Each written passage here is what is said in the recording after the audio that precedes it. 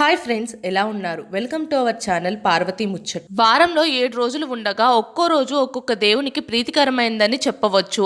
ఆయా రోజుల్లో దేవుణ్ణి పూజించడం ద్వారా దేవుడి అనుగ్రహం మనపై ఉంటుందని చెప్పవచ్చు. ఆదిత్యుడు అంటే సూర్యుడు కాగా ఆదివారం సూర్యనారాయణ మూర్తిని పూజిస్తే మంచి ఫలితాలు కలుగుతాయి. ఆదివారం సూర్యుడిని పూజిస్తే జ్ఞాపక శక్తి పెరిగే అవకాశాలు అయితే ఉంటాయి. తెల్లటి ధాన్యం సమర్పించి సూర్యుడిని పూజిస్తే మంచిది. సోమవారం చంద్రుడికి సంబంధించిన ప్రత్యేక దినం కాగా ఈ రోజు శివుడికి కూడా ప్రత్యేకమైన రోజు కావడం గమనార్థం. శివుడికి మారేడు బిల్వ పత్రాలతో పూజించడం వల్ల సిరి సంపదలు కలిగే అవకాశంతో పాటు మనం కోరుకున్న విధంగా జరిగే ఛాన్స్ అయితే ఉంటుంది. సోమవారం లక్ష్మీదేవికి కూడా ఇష్టమైన వారం కాగా ఈ రోజు పండితులకు లేదా బ్రాహ్మణులకు నేతితో వండిన పదార్థాలను ఇస్తే శుభ ఫలితాలు కలుగుతాయి. ఆంజనేయ స్వామి, దుర్గామాతకు మంగళవారం ఇష్టమైన రోజు కాగా ఈ దేవతలను మంగళవారం పూజిస్తే అనుకూల ఫలితాలు కలుగుతాయి. మంగళవారం నాడు కాళీమాతను పూజించిన, హనుమంతుడికి తమలపాకుల మాల లేదా వడమాలను సమర్పించి పూజించినా కూడా అనుకూల ఫలితాలు వస్తాయి. మినప్పప్పు, కంది, పెసర పప్పులతోని వేద పండితులకు భోజనం పెడితే మంచిది.